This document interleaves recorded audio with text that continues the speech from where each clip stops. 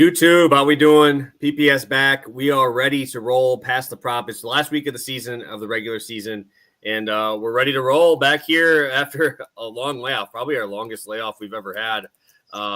Just kind of tough, man. It was tough because it went right from Christmas to both of us being gone on our own mini sprees out there. So, but we're back, ready for the last week of the season. Joined as always, Stu. How you doing, man? No, I'm doing good. Like you said, this is probably the longest layoff we've legit ever had in the show, honestly. So a little bit weird. I posted even a couple Twitter videos. You saw me freaking breaking down college football props. That's what was going on with my life. I was up at 2:30 in the morning tweeting out freaking Texas State unders last night on freaking player props. So, I'm super glad we got NFL back is the point, right? I like the college props, all that's fun, but it's good to be back on here talking some football. We got a fantastic slate. We're obviously going to talk about the bigger games, the important ones, the one everyone cares about, but I also do love week 18 for these smaller backups getting opportunities. One of my favorite games of the week is going to be the Philly game. You know what I mean? We get a full slate of backups coming, and I feel like there's going to be value there.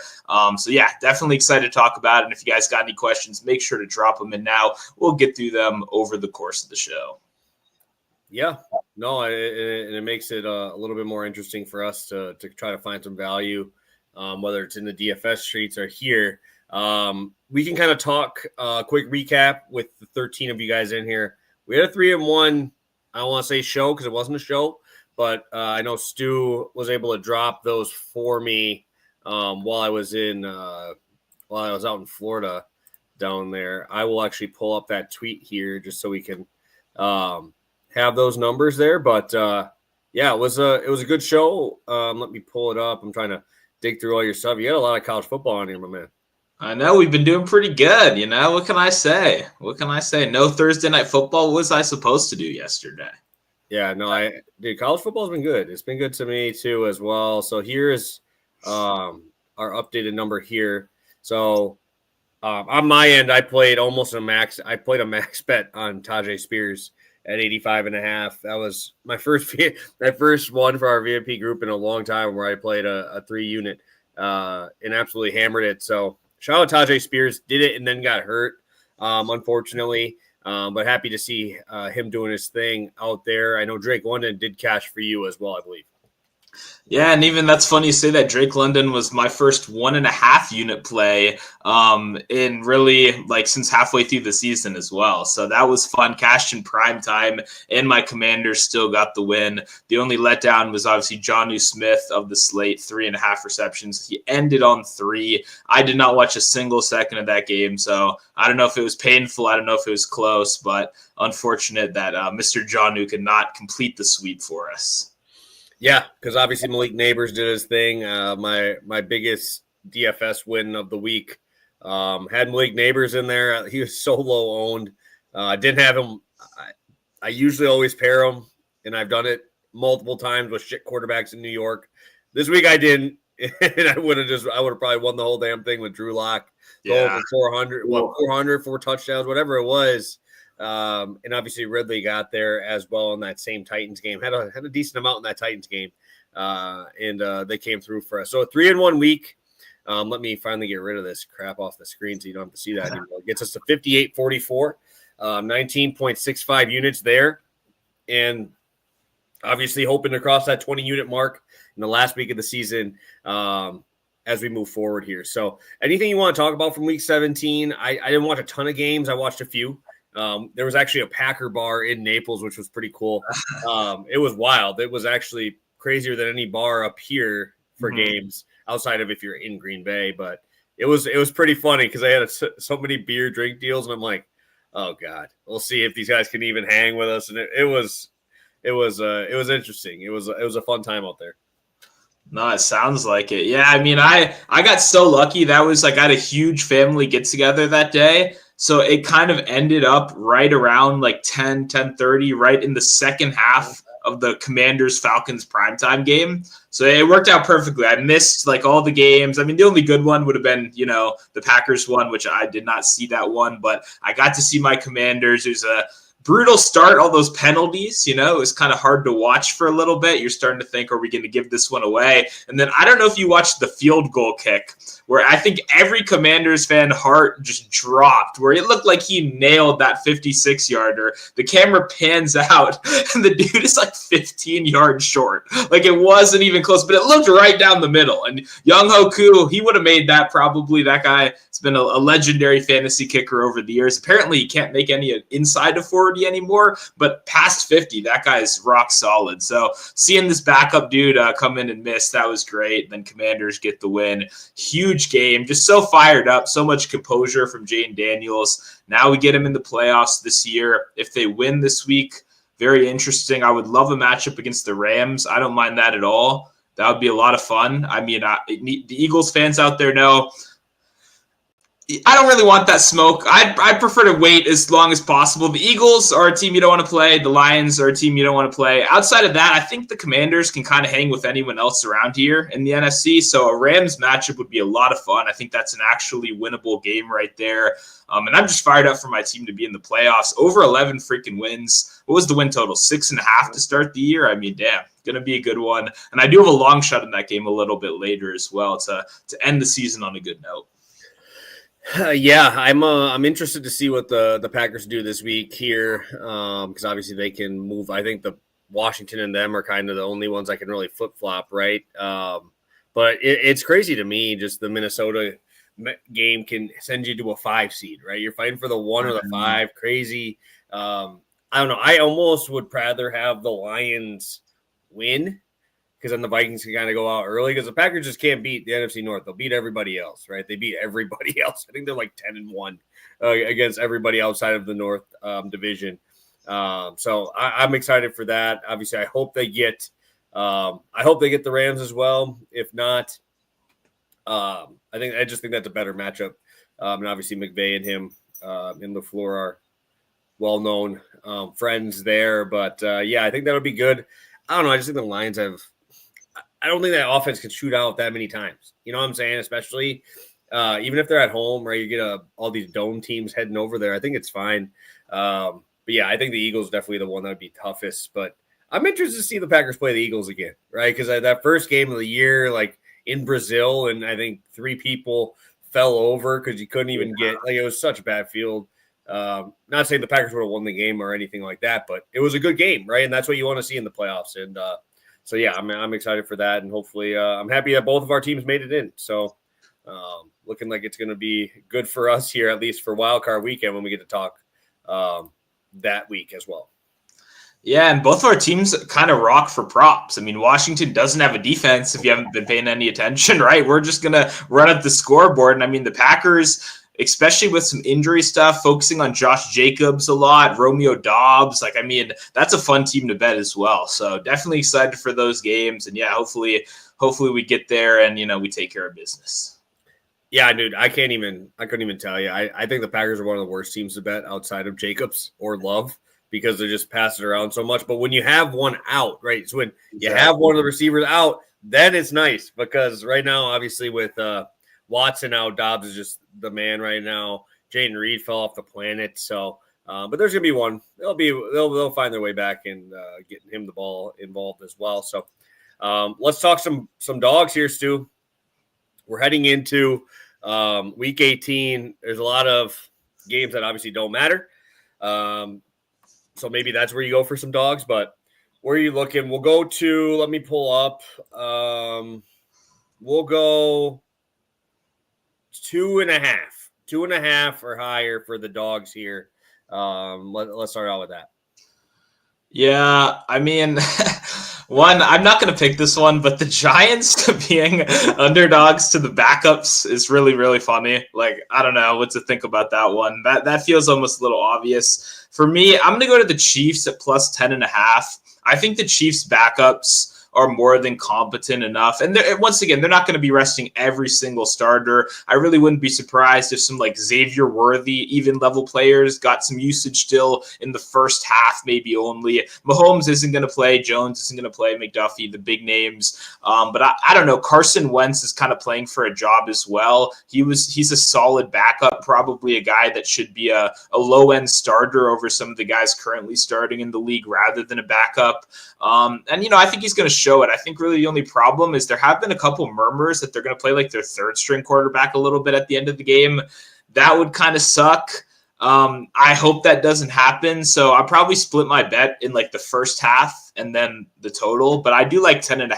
I think that number is just a little bit too steep here. The Broncos aren't like a very good rushing team. And even going against a depleted defensive line on the other side, like who are you trusting if you have a lead to kind of carry that lead, right? I don't really know who the answer to that is. It Audric Estime? Is it McLaughlin? Like, I don't know, man. I don't really trust any of these guys to carry a heavy workload. I still think they're going to be forced to pass a bit. Bo Nix can definitely make mistakes. And the Chiefs got, very, very solid backups that I'm sure are feeding to get some minutes. I mean, behind all these heavy veterans that have been crushing, I mean, you probably want to show what you can do out there, try to earn a couple extra snaps. So I do like the Chiefs backups here at 10.5. I think that line is a little bit steep going against the Broncos. Yeah, I'm going to roughly throw the Bears in there. There can be like a tie for my one that I would play. Obviously, they lose the tiebreaker by playing my Packers, so I'm not going to obviously want to bet that. But the one that I like is I'm going with Big Joe Flacco, baby. I'm going to roll with Flacco in that spot. I don't care if the backups are in for Jonathan Taylor, right? Because they've shown that Trey Sermon's shown to be a quality backup. He was probably damn near better than Taylor in the regular season in his opportunities. Obviously, in the fantasy playoffs, he goes off because I don't know why he had to wait all season to be good, but I will digress there. But actually, they're 4.5. Damn, I thought they were 4.5 point dogs against Jacksonville. I think they're 4.5 point favorites. Well, I'm betting them anyway, so I'm going to take them as my favorite of the week. But I don't know, dude. There's a couple of these that just seem like way too big.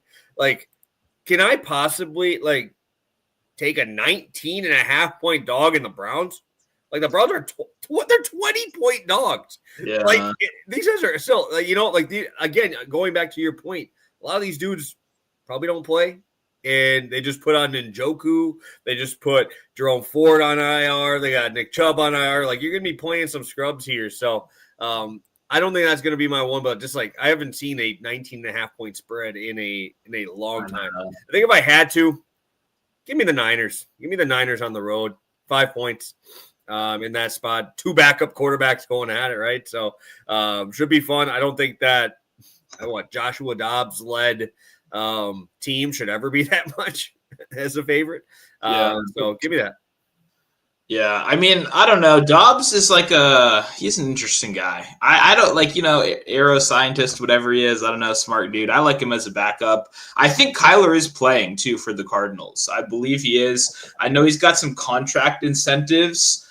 We can talk about that for the first time. I know he needs 50 yards on the ground, which is around plus 350 right now. And I know he needs a touchdown as well, which is plus 175. I don't know if Kyler's going to run in a game that doesn't matter at all when he hasn't run when it did matter during the regular season that much. So the line is at 28.5 for rushing yards. I would just fully ignore that, and I would just go to the 50. Yeah, exactly. I was going to say. And if he does run, then they do it. If not, I don't even know why he's playing this game, really. He's lined right now, so that seems to be the plan. But I think it's probably worth a couple bucks just, in the chance that does happen. They got young guys, Marvin Harrison, Trey McBride. I'm sure they want to keep that chemistry going. And I think the 49ers keep it close on the other side. I mean, Juwan Jennings has some incentive stuff as well. I believe he's 77 yards away from 1,000 or something like that, which he really wanted to hit. And I believe he's teammates with Joshua Dobbs in college, which is a fun little connection where they played together. I thought Joshua Dobbs was going to be really good at Tennessee, by the way. That's another bias I had. I liked a lot of those Tennessee teams back in the day as well with Alvin Kamara. Right. But, obviously I was not right about Joshua Dobbs until the other year when he finally popped off a little bit. But yeah, I don't know. And I do see a question in the comments about incentive betting. I brought it up a second ago. Overall, very, very overrated, like extremely overrated. When you got DraftKings tweeting out all the incentives, I mean, from their official Twitter account, it is what it is. I think Evans, unfortunately, is one of the more obvious ones that probably will hit this week. The real question you got to ask yourself is, you need him to get 85 yards, and he's lined at 96.5 yards across the board. So I would not be playing 96.5 yards because there's a good chance that at the end of this game, they're probably kicking the Saints' ass. The Saints suck, right? We don't trust the Saints to do anything right now. There's a good chance they'll be able to get Evans there if he isn't over it already. But if he lands on 88 yards and they're up by 17 points in the fourth quarter, Mike Evans probably isn't coming back in the game anymore. And that prop might have looked great for a long, long time, but they're privy to this information. So if you want to play some alt lines at 80, just to capitalize off it, you're not going to get a good price on it, right? They're ready for it. They know what you're trying to do. You're not going to get a good price at all. But if you're that comfortable with it, then I think Evans should pretty comfortably be able to get there. And my biggest thing is they're obviously playing for the playoffs. I just have so little faith in the Saints that I think this game is going to be a blowout. Like I've thought every Saints game recently was going to be a blowout. With the current offensive roster they have right now, I mean, what are we doing? So if those guys can't put up a fight, Derek Carr looks like he's not going to play. Alvin Kamara would be the only guy that I guess could play. There's some Chris Olave talk.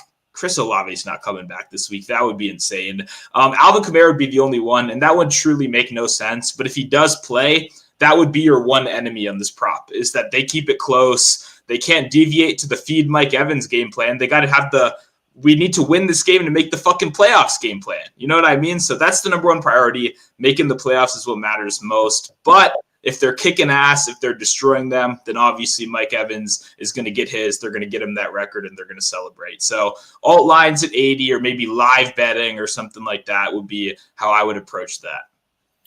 Yeah, usually when I do incentives, it's just on teams like this who actually need to win, right? Because it's like, you roll your ankle that you probably would come back into a game, like something, like a mini injury like that, like you fell down hard or you got hit in the shoulder or whatever. Normally you would come back into the game. You're not coming back in this one. You know what I'm saying? Like there's no reason to. But yeah, I usually look for, like incentives in like games that actually, they give a shit. Because you saw it with Saquon, right? Like they're doing it, even though he's that close to the record, they're going to sit him too. Right? I mean, that's like the biggest one you can talk about there. I think it's probably smart. Obviously, even when I look at it, it's like, I'm one of those people that like, you can't really take any of these records anymore. When you add games and add games and add games, like it's tough. Like obviously when you're playing a 16-game season for 50 years, and then you end up going to that and you just add a game to make more money. I don't know. It just makes it a little tougher for me to recognize those two. So yeah, let's get to some props too. Or is there any other things you want to talk about with the incentive stuff? Because I know last year when we did this, we talked about it ad nauseum forever. So is there any other one you want to talk about here before we kind of get into our stuff? I mean, not really. I don't know. I mean, there's a couple guys that need to get to 1,000 receiving yards. If you look at the quotes, maybe they care about it a little bit more. But the number one thing I want people to realize is like, this was a gold mine like 5-10 years ago. It's not a gold mine anymore. There's going to be one or two chances. You got to pick wisely. You know what I mean? But these guys are fighting for real life playoffs, right? They're trying to, and if you're not, and you got a contract incentive, then maybe they're going to try to get you there. But a lot of the times, these posts that people are making are very misleading. Like the sports books have all this information as well. So I would just recommend you be very careful. And if you think a number is too good to be true, it probably is. Yes, sir. Yes, sir. All right, Stu, we'll get to a couple of those questions after our first round of bets, but let me take a look here. All right, I can go first, actually. Let me go first today because I have a game for Saturday. Or actually, no, you got one for Saturday too. I'll let you start us off. Again, there, I'll kick it over to you to start us off with a longest reception prop.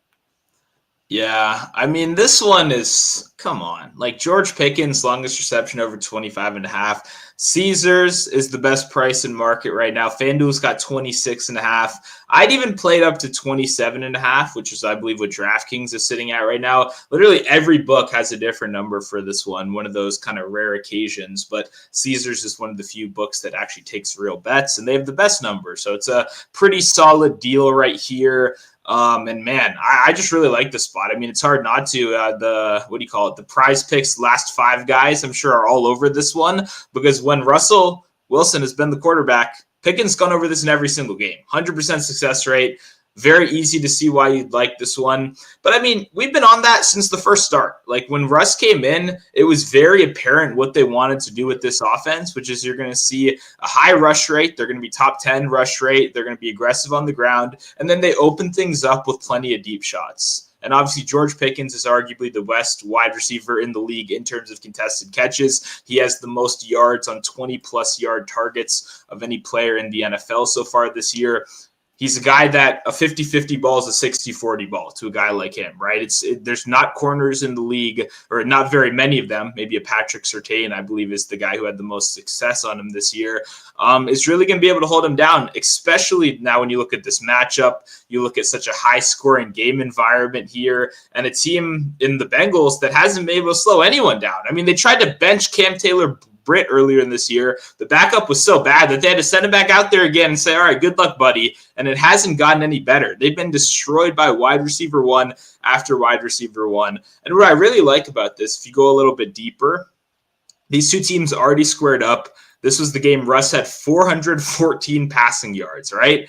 Absolutely insane game. You look at the box score, you probably think Pickens probably had 200 of those, right? No, he didn't. He actually only had 76 yards. He had a 36-yard catch that cashed the over. So you look a little bit closer. Who actually was doing all the damage in this one? Well, 140 of the yards through the air went to running backs. Najee Harris, the leading guy in the game. Okay. In addition to 140, 99 more went to the tight end position. So when you actually look at what destroyed the Bengals, they got destroyed. Death by a million cuts over the middle. Short passing, dump down. Everything was taking advantage of the fact that the Bengals played around 60% two deep safeties. They didn't want to get beat by the deep ball. They kept everybody back, and they just got destroyed, just slowly and surely down the field, check down after check down after check down, which is something we know Russ can do. So after that being the reason why they gave up 414 passing yards last time around, I actually think we get even more one-on-one deep ball opportunities with the Bengals saying, okay, we tried the deep safety looks, we had everyone back all game, and it didn't work. He took every single thing underneath, and sure, that makes it a close game, but they lost, right? It was not the ideal outcome right there. So I think in this game, after giving up 414 passing yards, I think we're going to see a little bit more guys in the box, a little bit more attention to the tight ends and running backs. And you don't have unlimited players on the field. That attention has to go from somewhere. And when you just open up one or two more deep ball opportunities for a guy like George Pickens, he's going to take advantage of that. And obviously, even with all the two deep safety, he still hit this one the first time around. Van Jefferson went over this number as well. Like they had plenty of deep ball passing success. But I think now we could get an even more intriguing matchup here.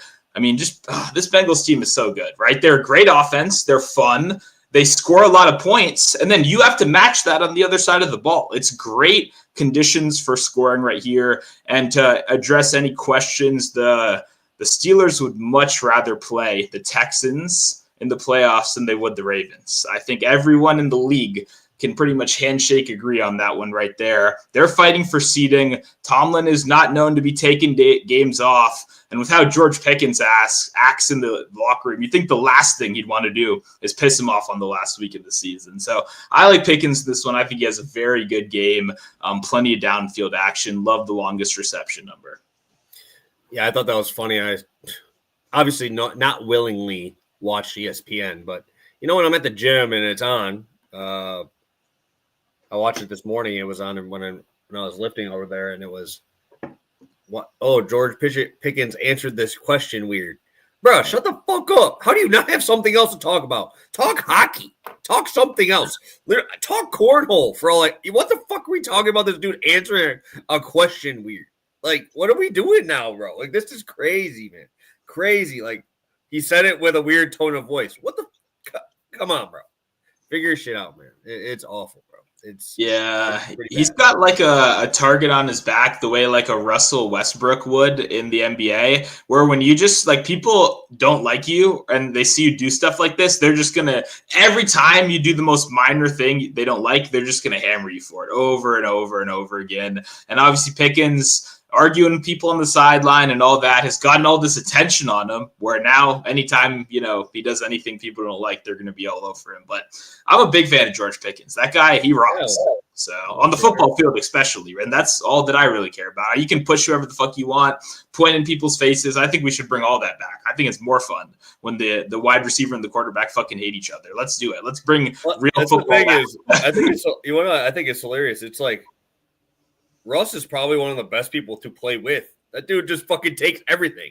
Like, he's like the front target of everybody's jokes, all that shit. Like, he's the guy that you want on your team because dude's just like, all right, cool. Like, he doesn't give a fuck. Dude's married to Sierra. What the fuck's he got to worry about, bro? Like, come on now. Like, this boy's chilling, man. He's absolutely chilling. And obviously I'm a little bit more biased because I'm a Russ fan. But all right, you talked about the game environment. I mean, I kind of got to go to Joe Burrow. Unless they're going to give me 29.5, bro.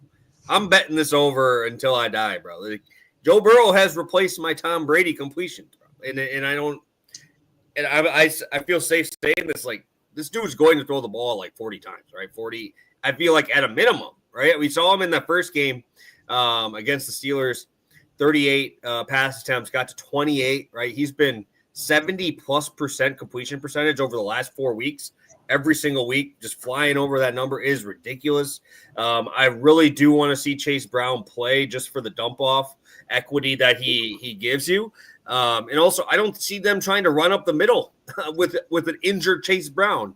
So I feel like that's going to be more of screen plays, quick pass plays.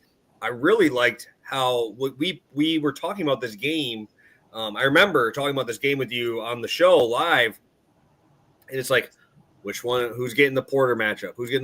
Well, don't matter, bro, because both dudes ended up going pretty well off there and having pretty nice fantasy games. 6 catches, 86 for Chase, 5 for 69. But you also saw that when you look at the Porter matchup there a little bit, there's a lot of other guys that had to pick up the slack, right? And usually you're seeing Jamar Chase with those 9-10 reception games, 100-something yards for Higgins in those spots. But Gesicki had 5. Asavas 3, right? Chase Brown 3, Tanner Hudson 4, right? Dude spreading the ball around. And obviously when you have 2 elite playmakers on the outside, and obviously T. Higgins still playing for that contract, bro. Like, he's going to be going out there going crazy. So looking at the matchup as well in that game, 300 yards for Burrow as advertised always. But the average completed air yards at 6 for him in that game was lower than it has been over the last 5 weeks there. So you know that you got to get the ball out fast. You don't want to have Joe Burrow taking unnecessary hits this late in the season, especially with the opportunity to still make the playoffs. I know it's slim, but they put him on a Saturday, bro. Like, he has to win this game, right? Or else you're out no matter what, right? You want to give yourself the chance. Obviously, Miami's starting a backup quarterback, and they need to be one of the teams that loses for you. So there's that. Like, what more Jets thing would there be to do than win that game? That means absolutely shit to them, but it kicks Miami out, right? That would be something, obviously, with Denver, expecting them to win in a game that the Chiefs don't care. But I don't know, Carson Wentz, baby. You never know. But that means you got to win, right? That's first and foremost. 2-point favorite. I don't even think that it matters, dude. If they're up by 14, they're still throwing the ball because they're not going to be able to run the ball at all in this game. But Joe Burrow has replaced my boy Tom Brady in that completions savior. He's just going for me, and I'm going to keep playing him until they start saying, oh, maybe we should raise this a little higher, because some people might feel a little uncomfortable clicking 25.5. Bro, I was betting 27.5 on Tom Brady, and I was doing it every single week like 2 years ago. So I'm very comfortable playing these numbers and just turn my head over. Just get ready. Let's get it going. So sign me up for Burrow, dude. I absolutely love this spot. Probably my favorite play of the week so far. Yeah, it's really hard not to. I mean, just talked about it a little bit with my prop, but like the way they play right now with all offense, no defense is just so perfect for these game environments. And Russ obviously matched that last time out with his own good game. Burrow still probably, if you actually watch like the tape, had the better throws and everything like that. But like you said, a lot of easy short completions, which is exactly what you want for these kind of props. Chase Brown playing would be nice, but obviously if he doesn't, then you do. I mean, are they going to run more than 10 times if Chase Brown doesn't play? Like, I like Khalil Herbert. Yeah, no, He's solid, but I mean, probably 12 attempts would be like his max, like total possible carries in this game. So, I mean, that would just be insane for this prop. That would mean he's literally throwing the ball 45 times. But if Chase Brown does play, then you get the automatic benefit of having a great spot. And like if his 3.5 receptions is posted, I would love that over. Like he's been so involved in the dump down game as well. So definitely some good pros and cons for both sides of that right there. Yeah, I just think it should be a great game for Burrow. I like Chase a lot, but like you said, those numbers are hard to bet to. He's like pretty much at 100 receiving yards right now. You got to bet like 8 receptions, and same with T. Higgins, not too far behind as well. So hard props to get to for the individual players. Might just make sense, like you said, to just head to the quarterback who's been cooking recently. Yeah, like I said, it's just like the Packers, man. You don't want to pick one, right? You go to the guy that's going to be involved in everything. Obviously, Burrow has been unbelievable this year, and makes me more mad that he's having such a good year because I would have won my fantasy football last year, but Burrow ended up breaking his hand and having to sit. My team was cooking everybody. Then I had to start some bums off of that, but obviously very happy for him. He might even get to 5,000, right? I think he needs like 3 something to get to 5,000, right? Or something like that. I'd have to check the full numbers, but I'm pretty sure he's way up there. I think he's leading the league in passing yards, 46-41. Well, you guys know what my long shot is, betting 375. That shit locked up, bro. There you go. All right. That shit's getting hammered, bro. I'm playing him. I might play him from buy downs all the way up to the top. I might just be Joe Burrow. You're making my Saturday. No UFC. All my UFC money going to Joe Burrow. Joe Shiesty, baby. There we go. That's a good way to look at it. You're going to have to be that request to bet guy on Twitter. Like, FanDuel, open up 400 yards. What the fuck you doing, They probably have it for Burrow. That's probably not even like, – what's he at, 290? Yeah, somewhere around there. Right? Now I'm intrigued. It's got to be 290. 287.5 on DraftKings. Jesus Christ, that's high. No. But that's not that high. That's you just got to get that, it's got to get out of my head. All right, let's take a look at a couple questions from the people in here.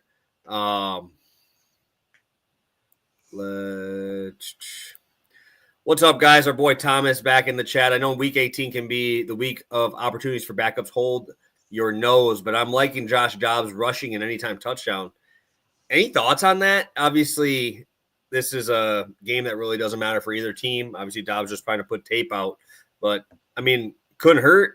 Right, I'd be curious what the odds are on the touchdown because I feel like that would definitely be the one I would prefer to take with I don't even know what running back's playing for San Francisco. Yeah, I'd assume Garendo, if he's healthy, gets back out there. Yeah, I don't know. I mean, I think in his next message, he said touchdown was like plus 380, which is not very good in my opinion. But rushing yards, 360. Rushing yards would be solid if I don't think that's posted right now, but definitely if it's like under 20, could probably be something solid to consider, if it's like around 18 to 15 or something. But yeah, touchdown, I'd probably want like 500 to 600. Oh, yeah, that's way too short. Yeah, and honestly, when I was scrolling, I saw Ricky P was like plus 240 earlier. I mean, the guy just, what does he have to do? I would, if you asked me to set his line, I would have set it like 145. So I would probably rather go in that direction right there in terms of long shots. All right, last one, our boy Coop in here, as always. Any interest in Blake Corum props if they get listed? I know a lot of these guys that I'm looking at aren't even listed yet. I know I talked to you about Flacco. Obviously, his is a little bit different with him just being ruled the starter today. But you got to think that these books are too smart to drop these too early. You know what I'm saying? Like they're going to wait as long as humanly possible on these because, they don't want to lose money.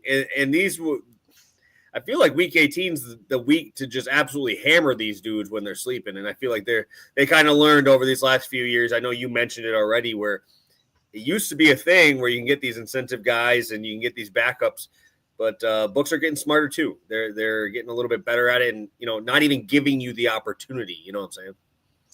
Yeah, I mean, this information that we have access to is a double-edged sword. It's good that if you see like the ETR article a couple years ago that got a lot of controversy where, okay, more people can see these edges, but now it's broadcasted to 100,000 people. And now every week, every year, we got a guy like Sal Vetri who on freaking Monday morning at 7 a.m. when no lines have even been considered to be posted yet is blasting out every single possible incentive he can find to make sure that not a single person could make money off that, including himself, beyond just the Twitter engagement that you're going to farm, which, by the way, the return rate on that shit is not good. I mean, getting 1 million views gets you paid like $3.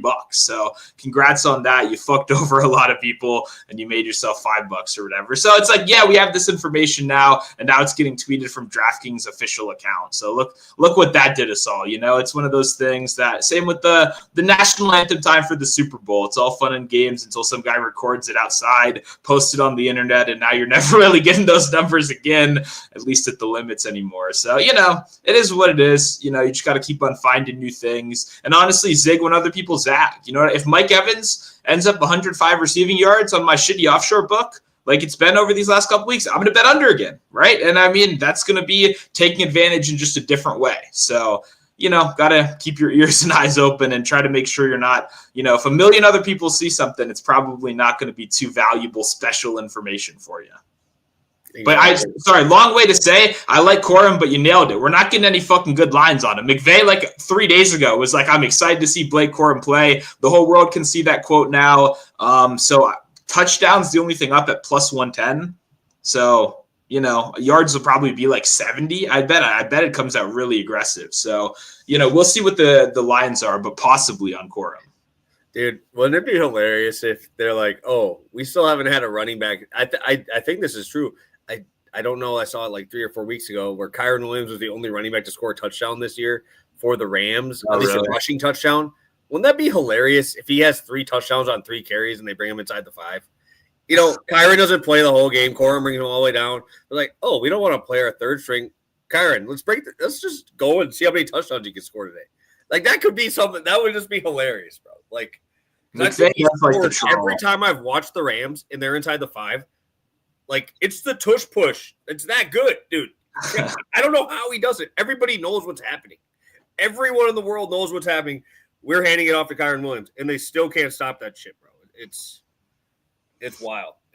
But shout out Kyron, dude. One of the best short yardage running backs in the league. So, but Corum is the same way. That's kind of what he made his money with too, as well. So, yeah, I'm intrigued with the Corum stuff for sure. Yeah, pray we get some good numbers, but it's not super likely. Yeah, like if they give you like 13.5 carries, like I'm not betting any volume type bets in these games where I have no idea. You know what I'm saying? Like, yeah, longest reception, love that. I love those for a lot of these guys that their skill set, but could they play 40% of snaps this week? Like, it's such a weird week. That's why obviously you got to be betting on those guys that are going to be out there. And obviously we're going to see you betting on a guy who's a little bit lower on the totem pole, but you start to see him pick up a little bit. So I'll let you kick off. Yeah, I like Marvin Mims a lot.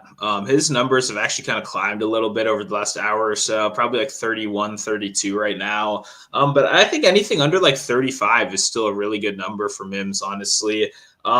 I mean, I'm really a sucker for these kind of players. This year, DJ Moore is my most bet on player. A guy like De'Ami Brown, I got to snag for a couple weeks here. You're probably thinking, what do these players have in common?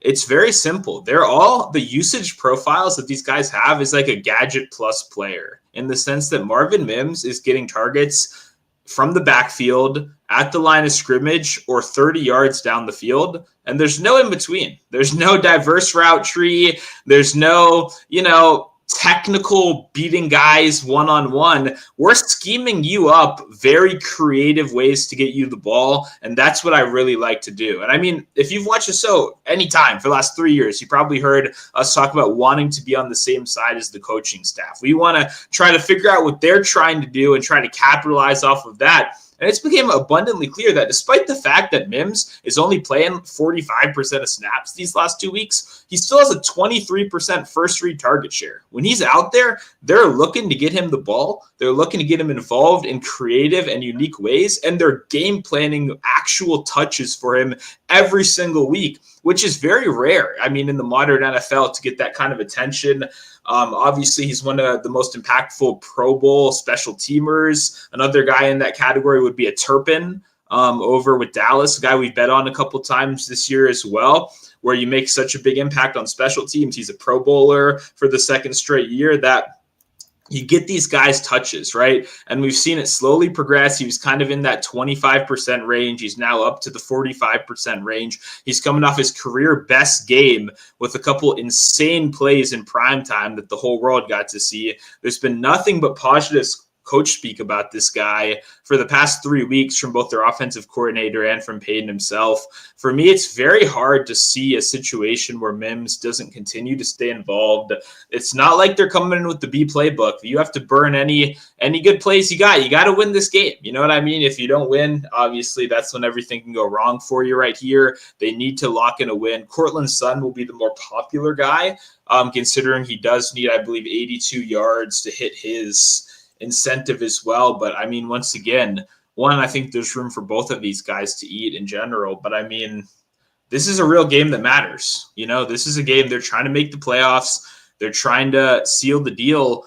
You're not scheming up touches for Cortland Sutton for fun. Like, you're not doing it to get him an extra $200K.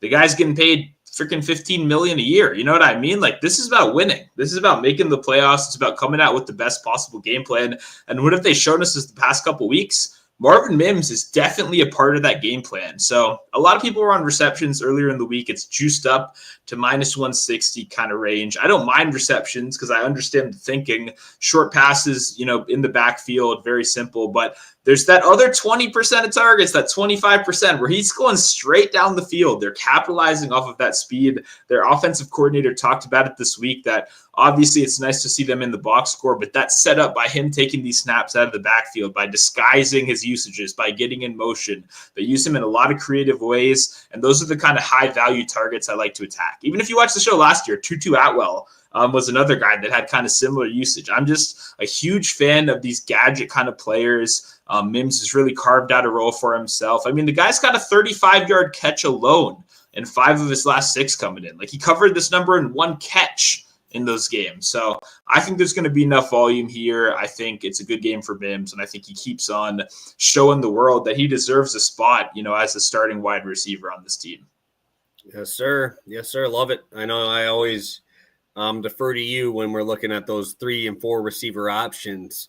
Maybe they give them a little bit extra this week in terms of route runs and stuff like that when they're probably going to be smoking these boys. So maybe we'll see a little bit more balls going his way.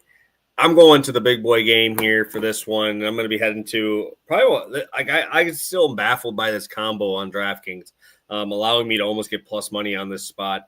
I'll have you kind of talk about the JSN incentive after and what is exactly needed. I believe you mentioned to me it was 5 catches, but dude, JSN has been a fucking beast, dude. I love this dude. I hope no one bet that Bears game. I had 0 bets in that Bears game. Like, you knew that shit was going to suck. Like, rain, you got 2 teams that are beat up. Like, I was expecting like 8 catches for JSN for like 20 yards. Like, just throw him behind the line of scrimmage, and that's kind of what DJ Moore did in that spot. But, outside of last week, man, I mean, even in that spot, JSN still had 6 targets last week, mind you. But before that, you start seeing 12 targets in these games. Even with the 5 against Arizona, he got 80 yards. He's got 70 yards, I believe, going back all the way to the end of October was the last time he was under 70 yards, if you forget about that last game against the Bears. Dude's been an absolute wizard. I like going to JSN here outside because everybody's going to be betting Geno, right? Because everybody's talking Geno incentives. This dude needs dude can make like $5 million this week. Yeah. And so everybody's going to Geno. Let me go to JSN. You talked about zigging when everybody's zagging. This is a spot for me. If everybody's going to bet Geno, why not go to his number one option and the guy that's been just absolutely dominating target share for this team? I don't know if Kenneth Walker is even healthy, dude. He didn't really look good last week in terms of his explosive running. Dude, this guy's a home run hitter. He did not look good at all. That Bears run game sucks. They can't stop the run at all, and they couldn't get anything going. But that's a whole different story. So I love JSN this week. I'm going to continue to back him. I hope that that game last week that everybody probably had to watch because it was the only game on at the time gets those numbers a little bit further down, because imagine if he would have put up another 100 last week and he's coming off of 80, 83, 95, and he had 100, right? What would this number be at? I wouldn't even be able to bet a 50 and get this number at a reasonable price. It's minus 240, right? So really like this spot for JSN. Then going over to Amon-Ra, obviously biggest game of the week, right? It's the difference between a 1 seed and a 5 seed and home field, right? So I really like going to Amon-Ra this week. Going back to that matchup, I'm still mad. I'm still mad that I didn't hit top receiver of the week, and I had Amon-Ra against this Vikings team. And fucking Keon Coleman gets a garbage 80-yard touchdown to end it, and he takes second. So that's why I remember this game, because I remember betting him. I'm like, dude, this guy's killing it, right? And he had over 50% of his team's air target yards are. Let me say it again. Let me try and say the percent share of team air yards. There we go. That's what I was trying to say. Obviously dominated that game. We talk about all the time what the Vikings like to do. They like to blitz and send it more than everybody else. I think they're over 40% this year, which is nuts. And it's going to be just feed Amon-Ra. I think even maybe we see a little bit more of the screen game, because obviously Gibbs is getting volume unmatched now. So maybe that comes down a little bit, makes me a little bit more worried about taking those higher numbers. But dude, I think he dominates this game again. I just don't see a way they can slow him down. You can't slow down everything. And you can't just say, okay, we're going to just forget about how we play football. This team wants to blitz. That's what they're good at. They're making their guys uncomfortable. And you got the Lions at home, where Jared Goff has been just so much better. I don't know if the Lions win this game, but if they put this thing into a shootout, Amon-Ra is getting me my 60, because I'm almost seeing a 60 total on this game. Absurd. But it's hard to bet an under. It is, because, again, just a good game environment, another dome spot. Sign me up. I'm going back to Amon-Ra 60. It's outside of that Packer game where the Packers were able to kind of slow them up for that 5 for 43. Even last week, he had 8 for 60 and a touchdown. I got to go to Amon-Ra. I think this number is just still, again, just a little bit too low. Yeah, no, I really like this combo right here. Two guys I like a lot this week. Yeah, JSN, 5 catches away from the single-season Seahawks receptions record. Obviously, that would be big. The team has already talked multiple times about trying to get their guys their incentives. DK Metcalf is a popular one at 60 receiving yards as well. And then, like you said, Geno can literally get $2 million for 180 passing yards, and I think another $2 million if he keeps his completion percentage up above. Yeah, I think he's at 69.3, and he needs to get to 70 or something like that. It was something like that close. He's a little bit under. I'm like, all right, well, toss a little behind the line of scrimmage. No, okay. I just checked. He needs it above 69.8, and he's at 70.2. So he's got a little leeway right now. He's just over it, but he needs to stay over it. And then he gets another $2 million if they win. So obviously it would be big for Geno. First-year coach that's not going anywhere. Wants the culture to stay good. I think they're going to try in this game. I think they're going to, get JSN involved. And I love Amon-Ra. I'm going to definitely be betting him in some way or another. I was looking at props last night, and I was kind of like, this is the one I think you should play on the show. I was literally trying to build them in my head, trying to guess what you'd be betting on. And I think this was literally one that I got to. So definitely like that. The other one was Bijan, 70 rushing. I figured you'd get to Bijan. I didn't play Bijan this week because I'm going to bet the fucking Carolina Panthers, bro, at plus 7.5. They made me too much money to take them as over 7-point dogs again, dude. It feels like fitting for, week 18. Yeah. Yeah, no, I got you. Ugh, that's fair. But no, I do really like this combo right here. And I don't know how I'm going to bet on that game yet. I haven't decided yet. It's a shit show, but I do really like this one, and I love Amon-Ra St. Brown. Haven't figured out how I'm going to bet him yet, but probably just tail this and maybe throw a couple on just like 75 as well as baseline. And one thing I will say is I probably would have bet JSN receptions. Probably would have. But FanDuel has no props up for this game. So I don't know. I think it's probably the Kyren Williams, Blake Corum. They don't want to put anything up there yet. I don't know what they're protecting themselves from here, but I did see that on FanDuel, which is the only one that lets you bet reception ladders early, doesn't have anything up there yet for that game. Just a heads up. So, yep, I saw Kenneth Walker did go to the IR. I saw that one. I don't think it matters, bro. Like they're not gonna play him. It could matter. I mean, I don't know. I don't know if they will or not. But hey, maybe. Bro, if I'm the Giants, I'm taking his knee out, bro. Like that's what I'm saying. But you know what I'm saying? Like if they're gonna come out early in the week, say he's sitting, and then just play him until he gets the record, I'm telling you. And I'm not saying like they should do that, but if you're a Giants guy, that's just a fucking slap in your face, and that would just.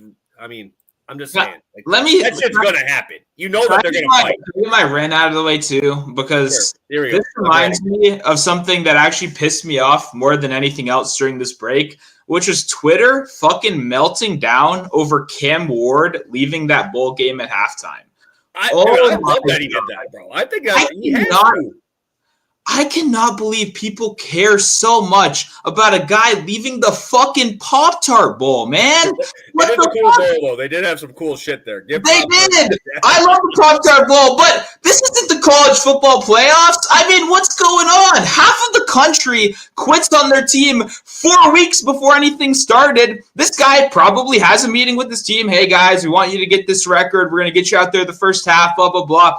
He gets pulled. The people freak out like he decided to opt out and go to the NFL halfway through the game without like letting his team know. Like he just ran out the stadium by himself, called an Uber, and went to the team hotel. What the fuck? I couldn't believe it. People spazzed out about this for 2 weeks. I mean, it's going to come up all offseason now. Whenever we talk about Cam Ward, some dumbass out of nowhere on Twitter is going to bring up that he has, like, personality concerns because he left his team. Like, this is ridiculous. People made such a big deal out of it when half of the country isn't even playing at all. You know what I mean? We had Malik Neighbors come out of a game early last year. We've had plenty of guys get a record, school record, whatever, cement your name in history, and then go. I'm sure the whole locker room is on board with this. Nobody has a fucking problem with it. Josh Allen tomorrow is going to come out, play 3 snaps so he can continue his Iron Man streak, and then he's going to leave the game. Is the whole world going to freak out about that? I mean, I don't know. Just the double standard for this kid is crazy. And we didn't do a show for like 2 weeks, so I couldn't talk about it. I literally,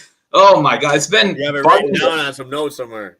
I know, literally. It doesn't have to be in the notes app, though, because I still see people on Twitter fucking complain about it. And once the algorithm knows something pisses you off, they must show it to you a shit ton because, it's brutal. But either way, I like Cam Ward. I don't know if he's going to work out in the NFL or not, but I sure as hell know that leaving a bowl game halfway through, especially the fucking Pop-Tart Bowl, has nothing to do with your character. I mean, all those people that were saying that stuff was insane. And it was like not just dumb people. You know what I mean? It wasn't just like the Emmanuel Ochos of the world or whatever firing off their one stupid take of the week. Like this was a large amount of people sharing these dumbass opinions. So I don't know. Like how is a Josh Allen Iron Man streak really alive if you're coming in and playing 1 or 2 games? I would have more criticism towards him, and I don't even give a fuck about that, than I would for a guy like Cam Ward leaving a Pop-Tart Bowl. I don't know. That was so crazy to me. I couldn't believe people were that pissed off, but that's just me. Well, I mean, no one says anything about opt-outs anymore. Like, people are leaving the school, bro. Yeah. Like, leaving the school. Like, not even play. Like, I saw a game. There was a bowl game that this team could barely practice because half their receivers were gone. Yeah. 2 of them, I don't remember what game it was.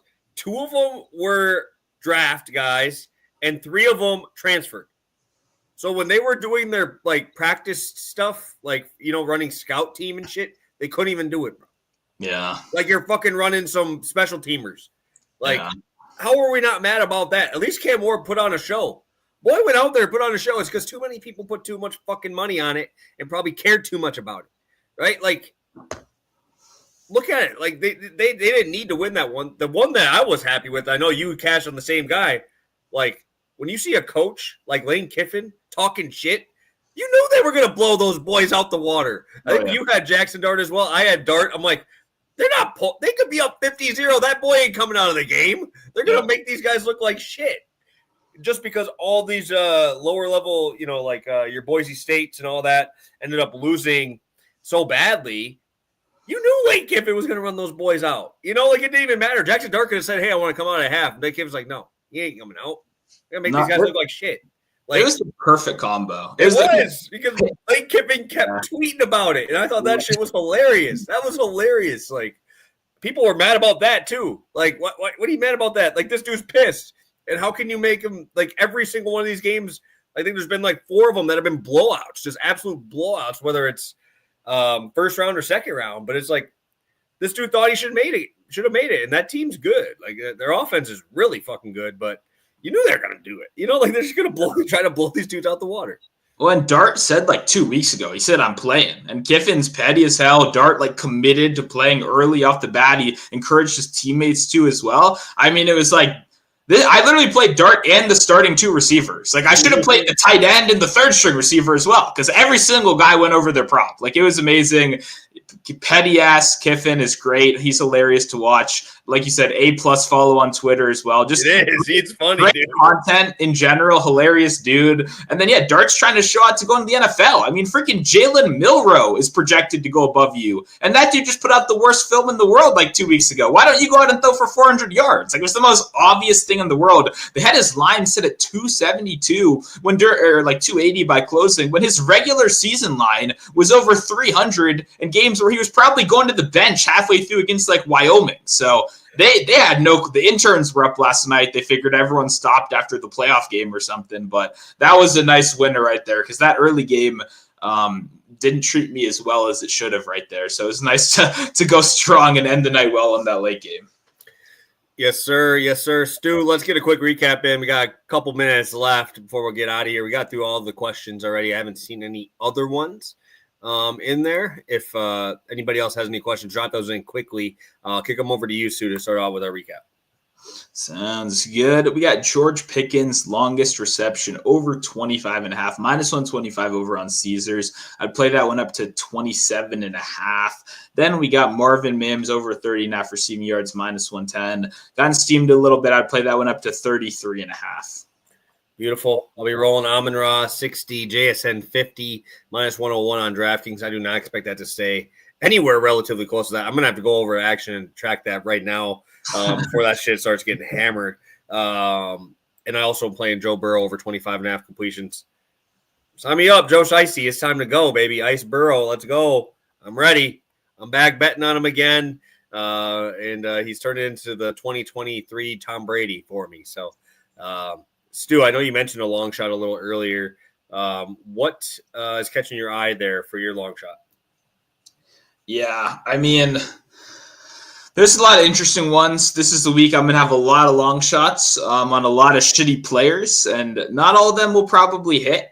But I do think we got a pretty good one on my own Commanders. I like a guy named Chris Rodriguez Jr., anytime touchdown at plus 600 right now on DraftKings. One, the RB1 in the red zone, this team, just like all those Bills teams, is freaking the quarterback. It's Jane Daniels, right? I was going to say it's Josh Allen, but he's obviously not on this team. But just like Josh Allen, sure, like James Cook has 11 rushing, whatever. But I mean, the running back number 1 in the red zone is Josh Allen. And it's the same thing here, where like Brian Robinson is a good red zone back. He's actually had 2 pretty tough weeks. He had his worst week of his career against the Eagles. And then last week, you even saw his workload get cut into a little bit more, including Chris Rodriguez Jr. getting a touchdown last week in a game that ended up sealing their season. Like, he was out there for important snaps in a big game last week. I thought initially Jeremy McNichols might be the backup, but they've been using Rodriguez in a more intense way in the second half of the season. It started with a good performance in garbage time against the Titans. And when you look a little bit closer at some of his advanced stats, it's only on super limited carries, but in terms of broken tackles, in terms of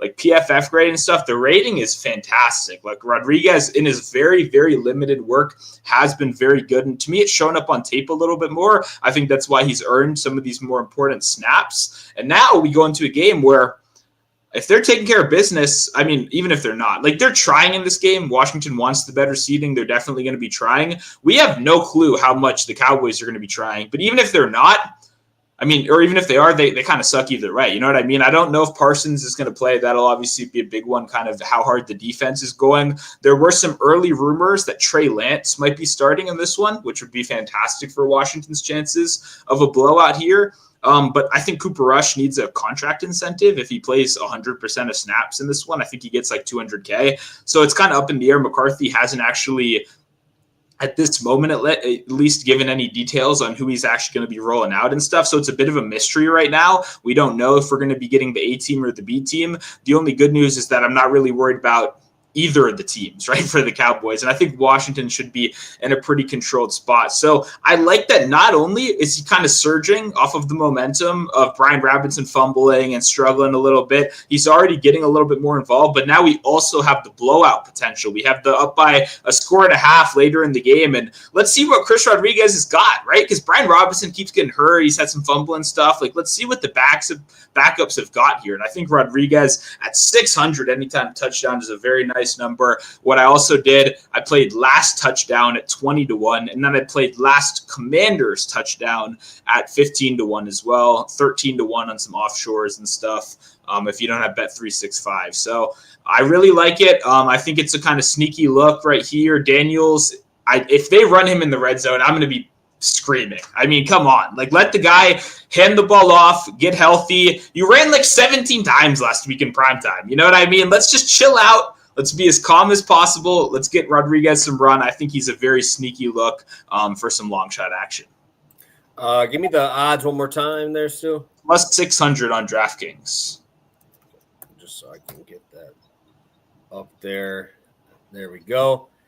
I mean, bro, I don't know how I pass up on this. Like, I'm going to look on FanDuel here. Like, you already know where I'm going. I just talked about him ad nauseum, bro. I'm about to bet him here. Let me take a peek on Joe Shiesty.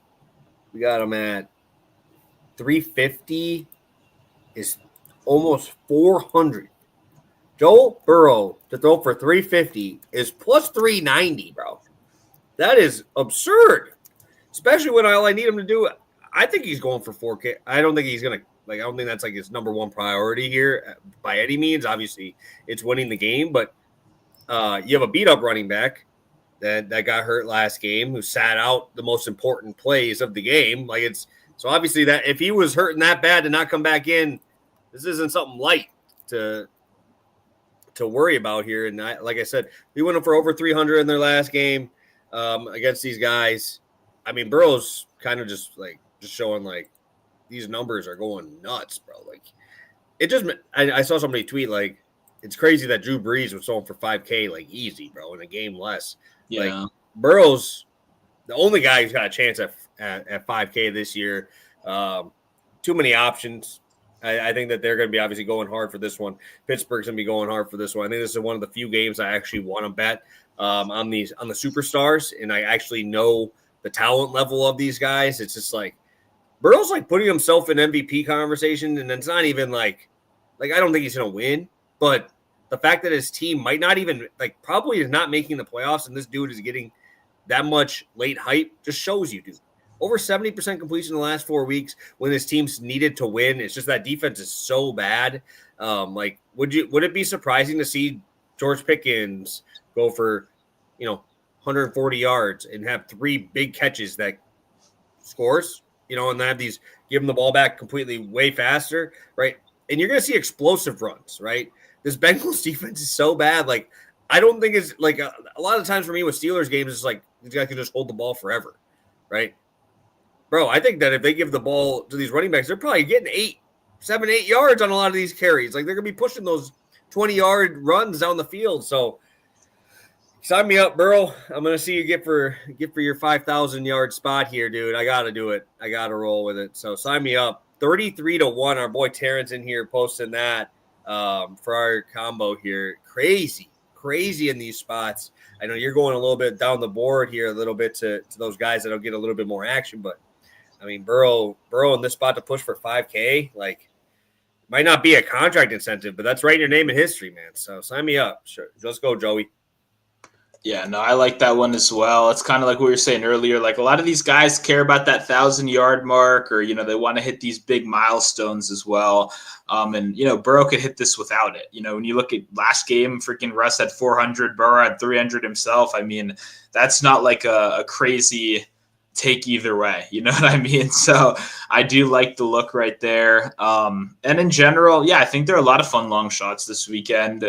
Whether it's a Chris Rodriguez, a guy you might have never heard of before, until right now, or Joe Burrow, who's, in the MVP conversation and should definitely be taken seriously, because I was not on board with that to start the year. I was a Justin Herbert over Joe Burrow kind of guy. And man, shout out to Burrow. He's really, I mean, I wouldn't say I'm a hater. I'm not anymore, at least, but I was definitely a bit of a critic, but he's just made some fantastic throws. He's just been phenomenal. So got to tip your cap to Burrow. It's been a very, very good year. I see someone in the chat asking about him with the comeback player of the year. It's very hard to cap these awards when just nothing means anything anymore.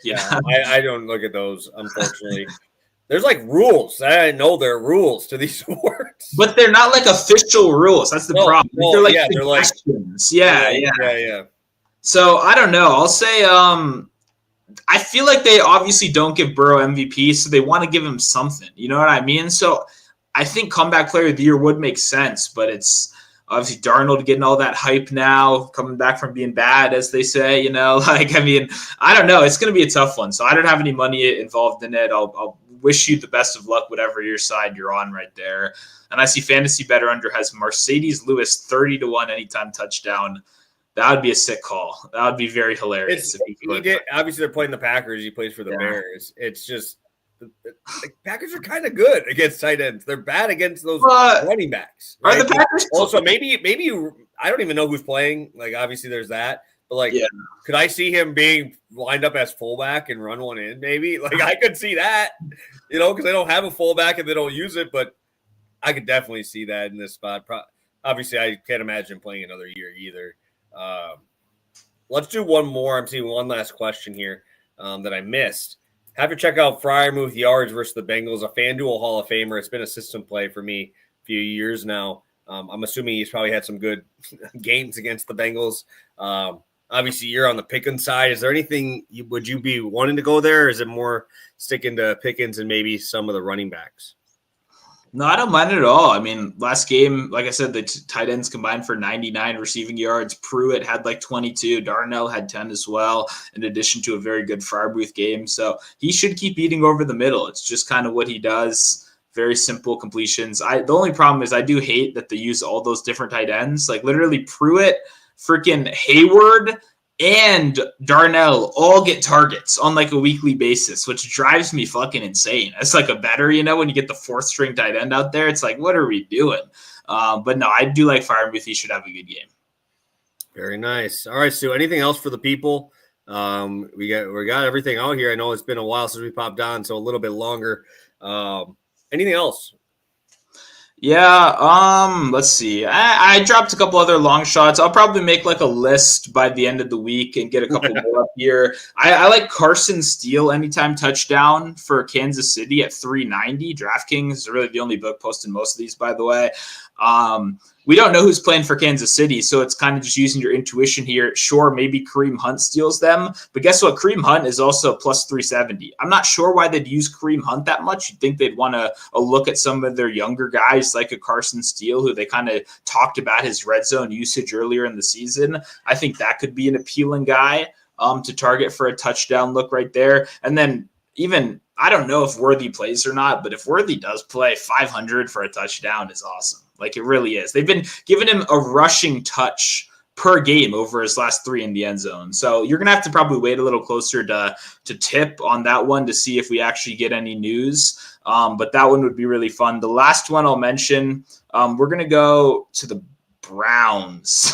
And I'm going to talk about Thrash. We talked about him a couple weeks ago. He's 20-1 to score a touchdown. It's insane. The number 13-1 is on DraftKings. 20-1 was on Bet365 last night. I don't know if it's still up. Zappy's better than DTR. Maybe both of them play. That seems like he might mix and match them both. But like, if you're down 24 in this game, right? Derrick Henry gets his free touchdown. Everyone in the world is betting at it like minus 230. It makes sense. He needs that one touchdown. So I definitely get that. But they're going to be garbage time trailing the whole game. Maybe they don't score a touchdown. Maybe they suck that bad. But Thrash is a rookie. They drafted him. I don't see why they wouldn't want to get him more snaps over fucking Michael Woods II. I don't even know who that is. He just looks like a distant cousin of Robert Woods III. I've never heard of the guy before. He's on practice squads every year. So why not get a look at some of these younger guys, give them a shot at 20-1? I mean, I think that's worth a couple bucks. So those are my three random, backup guys you might have never heard of that I'm backing for a touchdown this week so far, at least. Yeah, you already know I love Jamari Thrash, man. I loved him at Louisville. Had a lot of bets on him in college, and I had him in a couple DK lineups a few weeks ago. Yeah, definitely a spot I would be more than willing to. Hey, appreciate you, Fantasy Better, as always. Yeah, of course we'll be here for playoffs, my guy. We'll be here. Obviously, we'd probably be pushing a little bit more college basketball, NBA midweek than we would normally, with us not having the Monday night game and the Wednesday. Maybe start transitioning into that, but yeah, we'll be here for playoffs. You ain't got to worry about that. So thank you guys so much. Appreciate the support as always. Hit that like button on your way out. Subscribe to the channel if you haven't already. I'll be back Monday recapping, and then like I said, maybe we'll talk about opening lines coming out there, and maybe a little bit NBA or college basketball in there as well. So thank you guys so much. Appreciate your support. We'll see you guys on Monday, same time. Good luck, guys.